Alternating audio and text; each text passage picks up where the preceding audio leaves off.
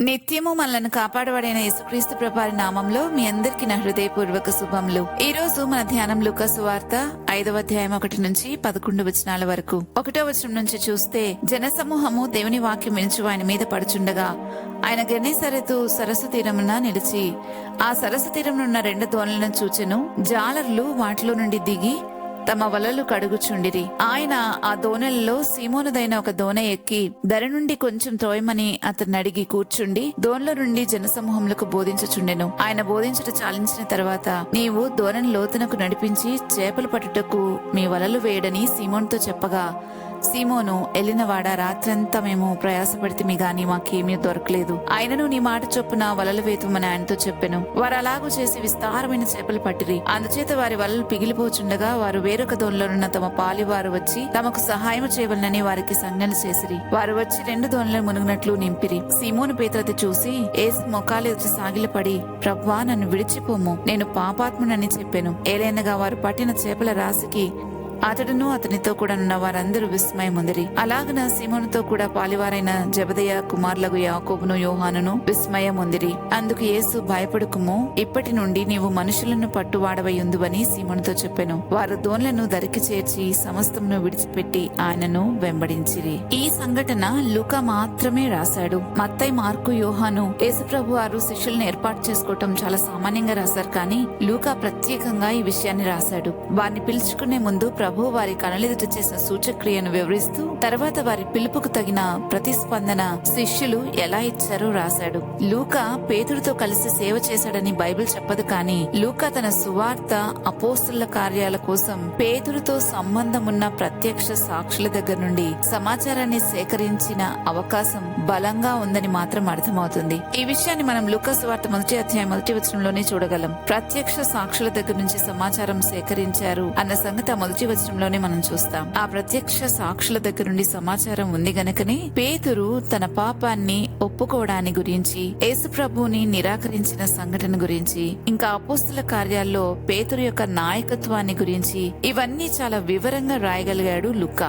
అయితే ఎవరు ఎవరికి ఏ బ్యాక్గ్రౌండ్ లో నుండి రాసినా అందరూ పరిశుద్ధాత్మ నడిపింపుతో రాసిన వారే 4 సువార్తికులు కూడా. వింత ఏంటంటే బైబిల్ ని 1500 సంవత్సరాల కాలంలో 40 మందికి పైగా రకరకాల కాంటినెంట్స్ నుంచి, అంటే ఖండాల నుండి, రకరకాల దేశాల నుండి రాసిన మొదటి నుండి చివరి వరకు మెసేజ్ లో ఎవ్వరూ ఒకరికొకరు వేరుగా రాయలేదు. అందరూ ఎన్ని సంవత్సరాల గ్యాప్ తో రాసినప్పటికీ ఏ మాత్రము భిన్నాభిప్రాయాలు లేకుండా రాయగలిగారు. అది పరిశుద్ధాత్మ నడిపింపులో జరిగింది అన్న సంగతి మనకు చాలా స్పష్టంగా అర్థమవుతుంది. కానీ నేడు ఒకే కాలంలో ఈ వాక్యాన్ని బోధిస్తున్న వారి మధ్యలో మాత్రం ఎన్నో భిన్నాభిప్రాయాలు, ఎంతో వ్యత్యాసం, ఒక్కదానికొకటి పొసగదు. కారణం అందరికీ తెలిసిన విషయమే. కొందరు పరిశుద్ధాత్మ చేత నడిపించబడుతుంటే మరి కొందరు వేరొక ఆత్మ చేత నడిపించబడటమే. మరి మనం ఎవరి బోధలో ఉన్నామో ఎవరికి వారమే పరీక్షించుకోవాలి. మనల్ని గురించి మనమే జాగ్రత్త పడాలి అని ప్రభు చెప్పారు. ఇంకా ఈ ధ్యాన భాగంలోనికి వస్తే, ఈ భాగం అంతటిని అర్థం చేసుకోవడానికి ప్రయత్నం చేసినప్పుడు మనకి 3 విషయాలు అర్థమవుతాయి. ఒకటి, జనులు ఆయన మీద పడుతున్న ఆయన బోధించడం అయితే ఆపలేదు. అక్కడున్న కొన్ని దోణల్లో సీమోనుదైన ఒక దోణి తీసుకుని దానిలో కూర్చుని అక్కడ నుండి బోధించడం మొదలు పెట్టారు. వారేమో వలలు కడుగుతూ ఉన్నారు. అంటే ఆ రోజుకు పని అయిపోయిందని అర్థమిస్తుంది. కానీ వారెంతో నిరాశలో ఉన్నారు. కారణం, రాత్రంతా కష్టపడ్డారు కానీ వారికి చేపలు పడలేదు. సీమోను, నా దోణి నేను ఇవ్వను, నాకు ఇంకా పనుంది, నేను రాత్రంతా కష్టపడ్డాను కానీ నాకు చేపలు పడలేదు, కాబట్టి ఇప్పుడు మళ్ళీ వెళ్ళాలి అని అనుకోలేదు. ఎంత నిరాశలో ఉన్నప్పటికీ ప్రభు అడిగిన వెంటనే తన దోణిని ఇచ్చేశాడు.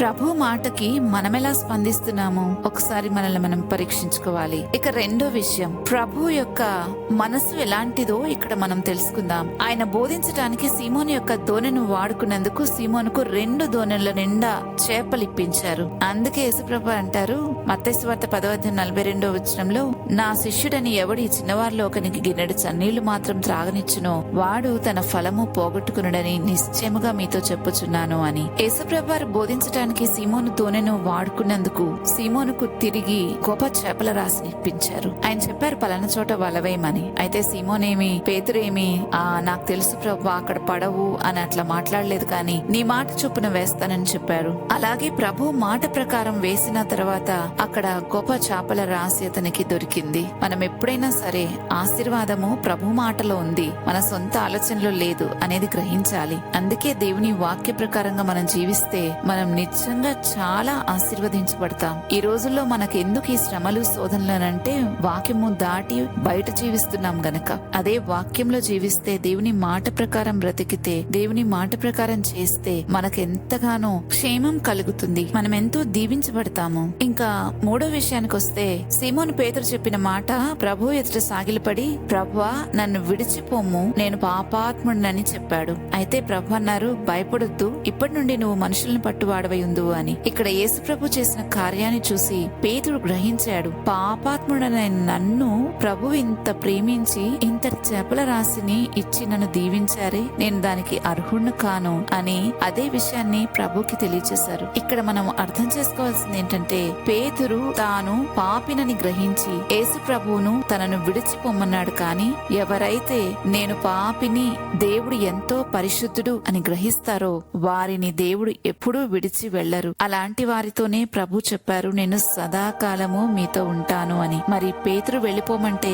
ఆయన వెళ్లిపోగలరా? ఎవరు వెళ్లమంటే వెళ్తారో తెలుసా? ఒక ఊరిలో సేనాదయం పట్టిన వ్యక్తిని బాగు చేసినప్పుడు ఆ ఊరి వాళ్ళు వెళ్లిపోమన్నారు. అయితే అక్కడ నుండి ప్రభు వెంటనే వెళ్లిపోయారు. ఎందుకంటే వాళ్ళు జరిగిన ఆస్తి నష్టమే చూశారు, కానీ ఆయన ఏమివ్వడానికి వచ్చారో, ఆయన దగ్గర నుంచి ఏం పొందుకోవాలో అసలైన విషయాన్ని వాళ్ళు గ్రహించలేకపోయారు. అందుకని అక్కడి నుంచి వెంటనే వెళ్లిపోయారు. పాప క్షమాపణ పొందుకొని వారి దగ్గర ప్రభుకి ఏం పనుంటుంది? అలాంటి వారి దగ్గర ఆయన క్షణమైనా నిలవరు. కానీ ఎవరైతే పాప క్షమాపణ పొందుకోవాలి అని అనుకుంటారో అలాంటి వారి దగ్గర అయితే ఆయన వెళ్ళమన్నా వెళ్లరు. ఎందుకంటే అలాంటి వారి కోసమే ప్రభువు తన శిలువ కార్యాన్ని నెరవేర్చారు. ఇంకా అలాంటి వారి కోసమే ప్రభు ఎన్నో సిద్ధం చేశారు. తన రాజ్యానికి వారసత్వాన్ని వారి కొరకే, అలాంటి వారి కొరకే ఆయన సిద్ధం చేసి ఉంచారు. ఎన్నో ఆశీర్వాదాలు రెడీ చేసి పెట్టారు. అందుకే వారికి అవన్నీ ఇచ్చే వరకు సదాకాలము ప్రభువు పాపి క్షమాపణ పొందుకుంటానన్న వారితోనే ఉంటారు. ఈ మాట చెప్పిన పేతుర్ని తన సొంత శిష్యునిగా చేసుకున్నాడు. ఆ తర్వాత కాలంలో కూడా పేతురు ప్రభువుని చాలా బాగా అర్థం చేసుకున్నారు. ఈ రోజు ఈ ధ్యాన భాగంలోని సంఘటన ద్వారా మనకు స్పష్టంగా అర్థమయ్యే సత్యం ఏంటంటే,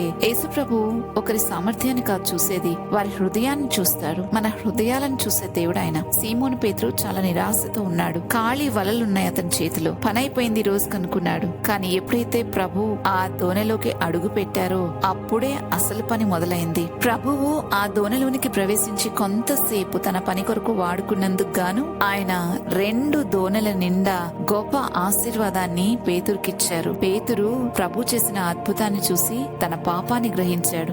తానెంతో తక్కువగా ఎంచుకుని చాలా హీనంగా భావించి ప్రభువా నేను పాపాత్ముడని ఒప్పుకున్నాడు. అయితే ప్రభు అతన్ని వదిలిపెట్టలేదు. నేను పాపాత్ముడిని అని ఒప్పుకొని విడిచిపోమన్నాడు ప్రభువుని. కానీ ప్రభు అతన్ని వదిలిపెట్టలేదు. భయపడొద్దని చెప్పాడు. అతని జీవితానికి ఒక గొప్ప పిలుపునిచ్చాడు. ఇక్కడ మనం నేర్చుకోవాల్సింది ఇదే.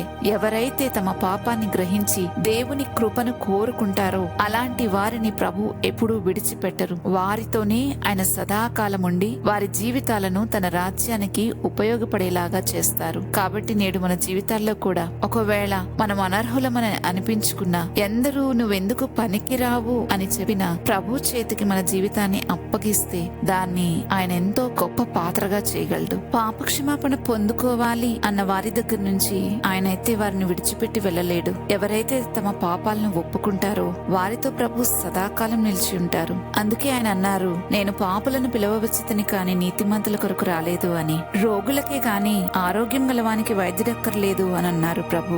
ఈ రోజు మనం మన స్థితిని గమనించి ప్రభు సన్నిధిలో ఉన్నది ఉన్నట్టుగా ప్రభుకి అప్పగించుకుంటే మన జీవితాలను ఆయన నిజంగా దాన్ని బాగు చేయడానికి చాలా ఇష్టపడే దేవుడు. ఆయన చేతికి అప్పగించిన దానంతటిని ఆయన బాగు చేశారు. ఆయన దగ్గరకు వచ్చిన ప్రతి వారిని ఆయన బాగు చేసి పంపించారు. ఒకరు కూడా మేము మా రోగంతోనే తిరిగి వెళ్ళాం, మా దయ్యం మాలోనే ఉండిపోయింది అని చెప్పిన దాఖలాలు మనం ఎక్కడ కూడా లేఖనాలు చూడం. కాబట్టి ఎటువంటి సమస్య అయినా, ఎంత కష్టతరమైన ఎంత జటిలమైన సమస్యతో బాధపడుతున్నా ప్రభు దగ్గరికి వచ్చి మన పాపాన్ని ఒప్పుకుంటే ఆయన మనల్ని అన్ని విషయాల్లోనూ బాగు చేసి మన జీవితాలను ఎంతో సంతోషకరంగా మార్చి నిత్య జీవానికి మనల్ని తీసుకెళ్లగలిగిన గొప్ప దేవుడైన ఒకసారి ఆలోచించుకుని ప్రార్థన చేసుకుందామా. పరిశుద్ధుడైన మా తండ్రి, నీకే స్తోత్రాలు చెల్లిస్తున్నాం. దేవాయి ధ్యాన భాగం అంతట్లో నుండి మిమ్మల్ని గురించి మాకు తెలియజేసిన విధానాన్ని బట్టి మీకు స్తోత్రాలు. మీరు ఎవరినైనా పిలిస్తే వారిని ఎంతో దీవించడానికే పిలుస్తారు అన్న సంగతి ఈ ధ్యాన భాగంలో నుంచి మేము అర్థం చేసుకున్నాం. దేవా, మీ పిలుపుకు మేము లోబడటానికి సహాయం చేయండి. ఏ పని కొరకు మమ్మల్ని మీరు పిలుస్తారో ఆ పనిలో మేము తప్పకుండా నా తండ్రి ఎంతో విధేయత చూపించే రీతిగా మేము ఉండడానికి సహాయం చేయమని ఈ రోజు మా జీవితాలను తీసుకుని వచ్చి మీకు అప్పగిస్తున్నాం. ఎక్కడెక్కడ ఇంకా మార్పు చెందవలసి ఉన్నదో ఆ ఏరియాస్ అన్నిట్లోనూ మీరు మార్పు దయచేయమని వేడుకుంటున్నాను. ఇది మా వల్ల కాదు ప్రభువా, మీరు మాత్రమే చేయగలరు. మీకు ఇది అసాధ్యమైంది కాదు అయ్యా. ఒక పాడైపోయిన దాన్ని తీసుకుని వచ్చి మీ చేతిలో పెడితే మీరు బాగు చేసినంతగా ఇంకా ఎవ్వరు కూడా దాన్ని బాగు చేయలేరు నాయన. నిజంగా సృష్టికర్తే దీన్ని చేయగలడు కనుక నా ప్రభువా, మీ సన్నిధిలో మమ్మల్ని మేము అప్పగించుకుంటున్నాం తండ్రి. అయ్యా, ఎలాగైతే నా ప్రభువా పేతురు తన పాపిని గ్రహించాడో అలాగే ప్రతి క్షణం మేము కూడా మాలో ఉన్న తప్పులని గ్రహించినట్లుగా పరిశుద్ధ ఆత్మ నడిపింపును మాకు దయచేయమని వేడుకుంటూ ఈ మనలని యేసుక్రీస్తు ప్రభు వారి నామంలో బ్రతిమాలుతున్నాము తండ్రి. ఆమెన్. రేపటి ధ్యానంలో మరలా తిరిగి కలుద్దాం. అంతవరకు దేవుని కృప మనందరికీ తోడైండును గాక. ఆమెన్.